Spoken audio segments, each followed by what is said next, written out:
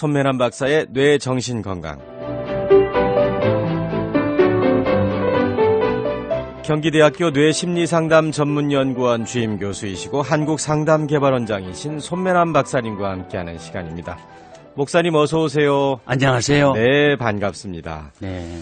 저희가 한 1년여 동안 이 프로그램 진행했는데 네. 저 개인적으로는 아주 많은 것을 배울 수 있었고 또 우리가 흔히 그냥 가볍게 넘기던 뇌와 관련된 이야기 또 정신병리학적인 어려움과 관련된 이야기는 반드시 전문가의 상담을 받아야겠다. 네. 그리고 모든 것이 다 그렇지만 초기에 치료하기는 쉽잖아요. 그렇습니다. 근데 많이 깊어지면 그때는 더 어려움이 오기 때문에 좀 정신을 그러니까 지금은 집중하고. 우리가 의학이 발전하지 않는 뭐 16세기라든가 20세기가 아니거든요. 네. 최첨단을 통해서 우리가 뇌도 지금 사진을 찍고 이제 그런 거거든요. 그래서 네. 이제 우리들 어떤 문제가 있을 때 이제 뭐 여러 가지 사진을 찍습니다. MRI라든가 fMRI라든가 PET라든가 뭐 CT라든가 스펙트 촬영이라든가 각가지를 합니다. 그래서 우울할 때 또 우리들이 뭐 화를 낼 때 또 불안할 때 뭐 강박적일 때 이런 것도 이제 다 이제 사진을 찍어서 알아내는 그런 시대가 왔거든요. 네. 그래서 우리들은 이 과학적인 방법을 이용하는 것도 이제 하나님이 주신 기회라고 생각을 해야 됩니다. 네. 우리가 이제 무조건 그동안은 이렇게 그냥 기도하면 된다, 믿으면 된다, 이렇게 하다가 우리 기독교인들의 삶이 정신 문제에 특히 삶이 파괴될 수가 있다는 거 우리가 명심을 하셔야 됩니다. 네. 우리 건강검진 받잖아요. 네, 그렇습니다. 피검사도 하고 사진도 찍고. 그래서 뭐 앞으로는요. 내시경도 하고 그러는데. 농담 삼아서 네. 뭐 그런 얘기 하거든요. 앞으로 이제 교회에서 임직자를 선택할 때 뇌 사진을 다 찍어야 된다. 특히 이제 우리 종교 지도자들도 하려면은 찍어보고 거기는 이제 거짓말이 안 되거든요. 심리 테스트는 거짓말을 할 수가 있어요. 네. 그러나 뇌 사진은 거짓말 할 수가 없습니다. 네. 그런데 이 건강검진을 할 때는 보통 뭐 정신병리학적인 이쪽까지는 안 하는데 우리가 뭐 지금 건강검진에서 여기까지 가기 어렵다면 우리 방송 들은 청취자들은 들으시면서 그래 이런 건 좀 조심해야 되겠다. 그래서, 이런 건 치료받아야 되겠다. 그래서 제가 그 유튜브가 개설이 됐거든요. 네. 그래서 항상 거기는 이제 뭐 한 2년 동안 했던 것들이 다 있으니까 한 번씩 네. 필요한 부분. 우리 방송한 프로그램들도 다시 듣게 할 수 있으니까요. 네, 예. 손면한 박사님 검색하셔서 들어오시면 되겠습니다. 우리가 양극성 장애 이야기하고 있는데 사실 좀 아쉽지만 오늘까지 우리 박사님과 함께하고 우리 박사님 프로그램은 이제 극동방송에서 없어지는 건 아니고요. 다른 칼럼 시간을 통해서 네. 또 뇌 정신 건강에 대한 이야기를 좀 다음에는 듣도록 이제 하겠습니다. 우리가 손면한 박사의 치유 상담 네. 칼럼으로 이제 네. 여러분을 다시 뵙겠습니다. 네. 오늘 마지막 시간인데요. 양극성 장애 마무리하겠습니다. 양극성 장애는 그런데 왜 생깁니까? 원인이 뭐예요, 박사님? 참 이 양극성 장애는요. 조울증이죠, 조울증인데. 이제 특히 이제 2형 양극성 장애는 친족 중에 누가 양극성 장애 걸린 분이 있으면요 발병률이 아주 높습니다. 가족력의 영향을 가족력이죠. 네. 근데 이제 우리가 가족력이 조심해야 돼요. 제가 이제 일본에 가서 세미나를 한번 했는데요. 네. 마지막 시간에 질문이 들어왔어요. 어떤 목사님이요. 근데 우리 자녀가 지금 조울증이다. 그래서 이제 한국에서 공부하고 있는데 어떻게 했으면 좋겠습니까? 이런 질문이거든요. 그래서 네. 첫나대가 제가 뭐라고 했는지 아세요? 혹시 집안에 양극성 장애가 없나요? 딱 이렇게 하니까 목사님 자체가 약을 먹고 있는 양극성 장애자의 네. 환자였습니다. 네. 그만큼 가족력하고 연관이 있다고 하는 거 우리가 좀 명심해야 되고요. 특히 이제 2형 양극성 장애 같은 경우는 10 내지 20%에서 출산이 경조증하고 연관이 되어 있습니다. 네. 그래서 아주 경조증 사과의 방아쇠 역할을 한다고 그래야죠. 그래서 출산이요. 산후 초기 특히 이제 그 출산 직후에 나타날 수도 있고요. 우울증 사파가 먼저 나타날 수가 있습니다. 네. 산후 우울증이라는 게 있잖아요.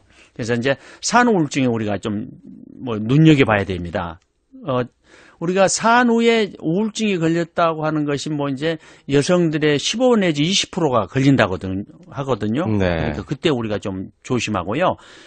산후 우울증을 통해서 나중에 이제 조증사파가 있는가를 잘 봐서 양극성 장애로 가지 않은가 우리가 눈여겨 좀 보셔야 된다고. 출산 우울증이라고 흔히 말하는데 그게 양극성 장애일 예, 가능성이 많다는 거예요. 양극성. 이제 출산했을 때는 우울증으로 갈 때는 그때는 출산 후 우울증이라고 얘기하는데 네. 그것이 나중에 양극성 장애로 갈 수 있으니까 좀 그거는 2형 양극성으로 갈 확률이 높아요. 예. 그러니까 좀 조심하라는 거. 예.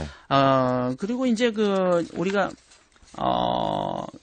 지금 우리가 가족력을 좀 얘기를 해야 되겠는데 예. ADHD의 가족력이 있는 경우에 양극성 장애의 자녀 발병률이 5배나 더 높다는 거예요. 네. 이제 그러니까 부모님이 ADHD에 걸렸다든가 그럴 때면 그 다음 세대 가서 양극성 장애의 자녀가 발병률이 한 5배 정도 높다. 그리고 정신병적인 증상을 보이는 우울증 또 청소년인 경우 양극성 장애가 발전할 위험이 20 내지 40%가 더 증가하더라. 그래서 정신병적인 증상을 보이는 우울증 이런 것들을 우리가 있을 때 양극성 장애로 간다. 그거 하는 문제고요. 그리고 이제 특히 이제 유전적인 요인에서 한쪽 부모가 양극성 장애인 경우 자녀의 발병 위험이 이제 높아진다고 하는 건데 양쪽 부모가 양극성 장애인 경우는요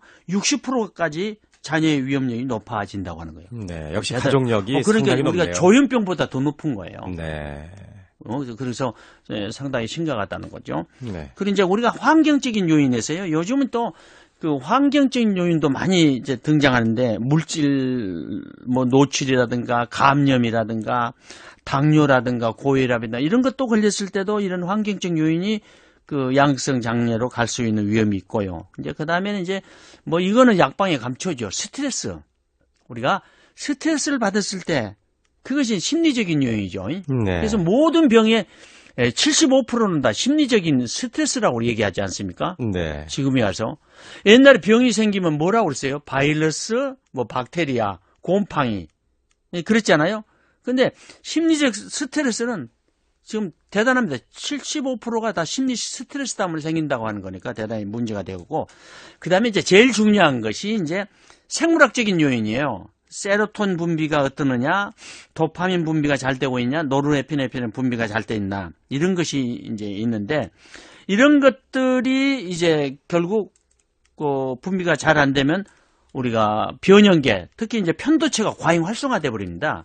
그래서 변형계가 과잉 활성화되기 때문에 우리가 변형계를 갖다 우리가 검사하면 금방 우리가 나올 수가 있거든요. 그러니까 이제 우울증에 걸렸다든가 양극성 장애에 걸렸다든가 그러면 이제 변형계에 이제 문제가 생기게 됩니다. 그래서 저희들이 이제 진단하는데 이제 쉽게 진단할 수가 있어요. 네, 알겠습니다. 네. 자, 시간이 얼마 남지 않아서요. 짧게 그러면 치료 방법을 알려주셔야 되잖아요. 네. 치료는요, 우리가 약물요법이 제일 좋죠. 네. 이거는 오랫동안 해오는 요법이 있습니다. 이거는 이제 우리가 정신건강의학과에 가셔가지고 이제 전문적인 치료를 받는 게 중요하고요. 이제 심리학자들이 심리치료하는 것이 있는데 그 제일 좋은 것이 그 인지행동치료입니다. CBT라고 네. 하거든요. 네, 네. 그래서 우리가 인지행동치료라고 하는 것이 우리 이제 병이 걸릴 때 사고가 병에 걸린다고 하는 거죠. 네. 우울증 사고가 있습니다. 그래서 그런 사고를 찾아내서 우리가 고쳐지면 우리가 양극성 장애를 고치는데 대단히 유익하다는 것입니다. 네. 또 하나의 요법은요. 아주 중요한 건데 보충제 요법이 있습니다. 네. 그래서 보충제는 약물을 보충한다는 의미로 이제 보충제라고 그러는 건데 우리가 손쉽게 구할 수 있는 것이 오메가3 지방산이잖아요. 네. 이런 걸 많이 먹고 있는데 이 오메가3 지방산이 항조증, 항우울증을 대신할 수 있는 아주 좋은 하나의 제품이라고 생각하시면 되겠습니다. 그래서 네. 오메가3 지방산의 기능이 대단히 중요하다. 그래서 이제 우리가 오메가3의 좋은 뭐 여러 가지 식품들도 있잖아요. 예를 들면 연어라든가 고등어라든가 뭐 이렇게 이런 것들 그리고 아마씨유라든가 호두라든가 이런 거. 그래서 이제 요즘은 그 건강식품 중에서 오메가3 역할이 대단히 큽니다. 언제 또 시간 있으면 한번 얘기할 기회가 있겠는데요. 오메가3는 대단히 중요합니다. 그래서 우리가 양극성장 장애에 치료할 수 있는 보조제로서는 아주 중요한 역할을 한다고 하면 생각하시면 되시겠습니다. 네, 알겠습니다. 지금까지 손면한 박사님 함께 해주셨습니다. 그동안 함께 해주셔서 감사하고요. 너무 고생하셨습니다. 바쁜데. 아닙니다. 무슨 말씀을요. 네, 저도 아주 유익한 시간이었고요.